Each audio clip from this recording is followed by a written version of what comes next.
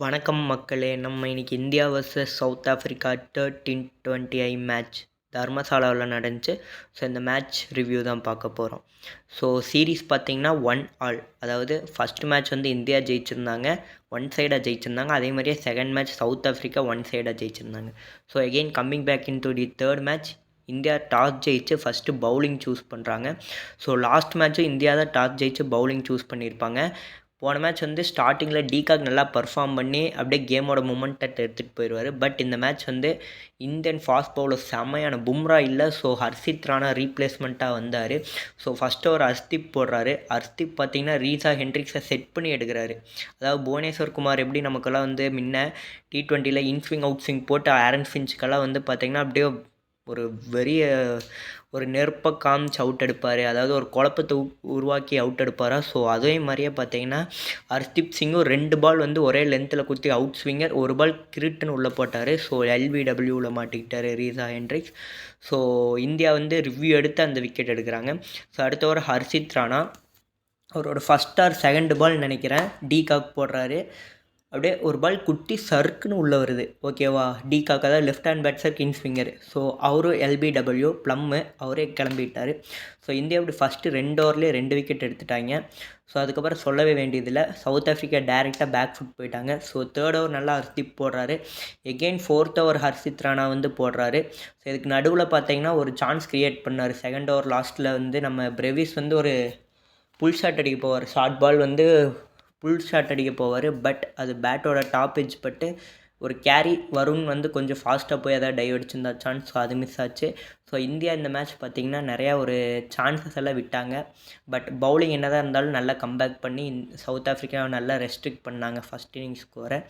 So fourth over பார்த்திங்கன்னா again Harshit Rana வராரு பவுல் பண்ண. ஸோ பார்த்தீங்கன்னா ஸ்டப்ஸுக்கு ஒரு பால் வெளியில், ஸ்டப்ஸுங்கிற பிரேவிஸ்க்கு வந்து ஒரு லூஸ் பால் கிடைக்கும் ஃபுல்லராக.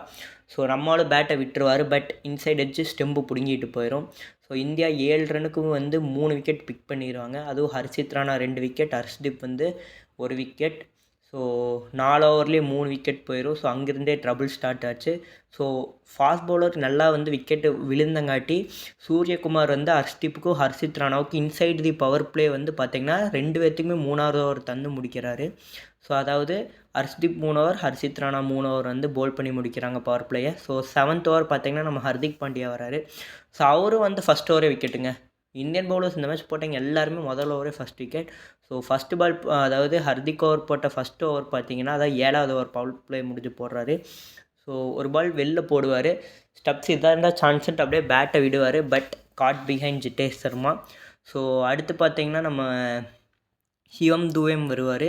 ஸோ சிவம் துபே வந்து போட்டாலும் அவருக்கு ஃபஸ்ட் ஓவர்லேயே விக்கெட் கிடைக்கும்.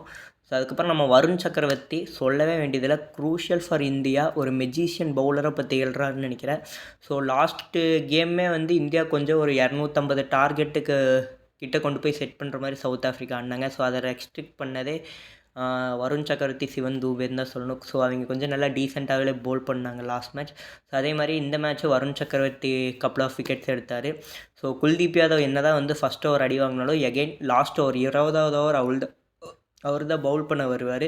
Because Harshdeep and Harshit Rana 19th over Pavul பண்ணிடுவாங்க. ஸோ அவர் தான் முடித்தார் நம்ம குல்தீப் யாதவ். ஸோ அவரு பார்த்திங்கன்னா 2 விக்கெட்ஸ். ஸோ இந்தியா பார்த்திங்கன்னா டாமினண்ட்டாக இந்த கேமை வந்து ஈஸியாக பொட்டலம் பண்ணிட்டாங்க. ஸோ எய்டன் மரகம் மட்டும் ஒரு பக்கம் வந்து ஒரு டீசெண்டாக அப்படியே பாலுக்கு பால் ரன்ன பால் ஆடிட்டு ஹர்ஷித் ராணாவோட ஒரு ஓவர், அதாவது அந்த 18th ஓவர் பவுல் பண்ணுவார். ஸோ ஒரு 2 4 ஒரு 6 அடிப்பாருன்னு நினைக்கிறேன்.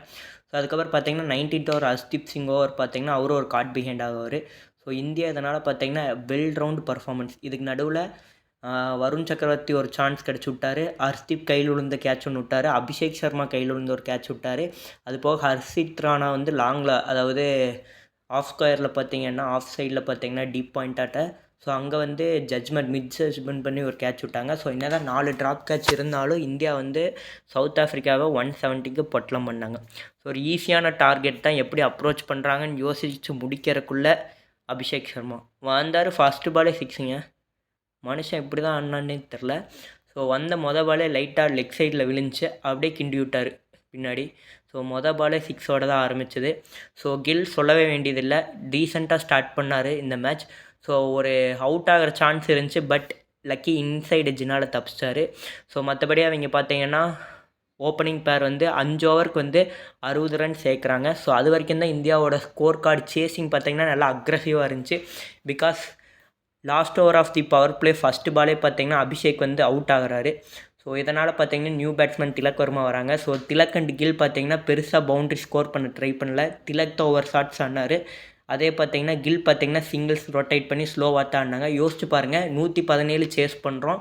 ஸோ 5 ஓவருக்கு 60 ஆச்சு. ஒரு 60 ரன் தான். இது வந்து இந்தியா எப்போ சேஸ் பண்ணாங்கன்னா கிட்டத்தட்ட 5 ஓவர் ஆயிடுச்சு. ஸோ மறுபடியும் ஒரு 10 ஓவர் கூடி தான் 60 ரன் அடித்தாங்க. அதாவது ரன்னபால் இன்னிங்ஸ் ஆடி தான் இதை வந்து இந்தியா முடித்தாங்க. ஸோ கில் பார்த்தீங்கன்னா நடுவில் 28 பால் 28 ரன் எடுத்துகிட்டு, அதாவது ரன்னபால் இன்னிங்ஸ் ஆடிட்டு வெளியில் போகிறாரு. ஸோ அடுத்து வந்து சூர்யா பார்த்தீங்கன்னா சில அட்டாக்கிங் ஷாட்ஸ் ஆடுறாரு. அவர் 3-4 பவுண்ட்ரி அடித்தாருன்னு நினைக்கிறேன், ஃபோர்ஸ். ஸோ அதனால் பார்த்தீங்கன்னா கேம் டக்குன்னு கொஞ்சம் மூவ் ஆன் ஆகுது. திலக் வர்மா ஓகே, அவர் அப்படியே கண்டெயின் பண்ணி ஆட்டார். ஸோ சூர்யா வந்து ஆடினார். ஒரு வேளை கில் அண்ட் திலக் ஆடி இருந்தால் 20 ஓவர் வரைக்குமே ஆடி இருப்பாங்க. பிகாஸ் ஜெயிக்க தானே போகிறோன்ட்டு பொறுமையாக இன்னிங்ஸ் எடுத்துகிட்டு போயிட்டு இருந்தாங்க. ஸோ சூர்யா வந்து ஒரு சில பவுண்ட்ரிஸ் அடித்தார். அடுத்து வந்த சிவம் தூபே பார்த்திங்கன்னா ஒரு 6 ஒரு 4 அடித்து இந்த மேட்ச்சை முடிச்சு வச்சிட்டாங்க. ஸோ இதனால் பார்த்திங்கன்னா இந்தியா வந்து இந்த மேட்ச்சை 2-1ன்னு சொல்லி லீட் பண்ணுறாங்க.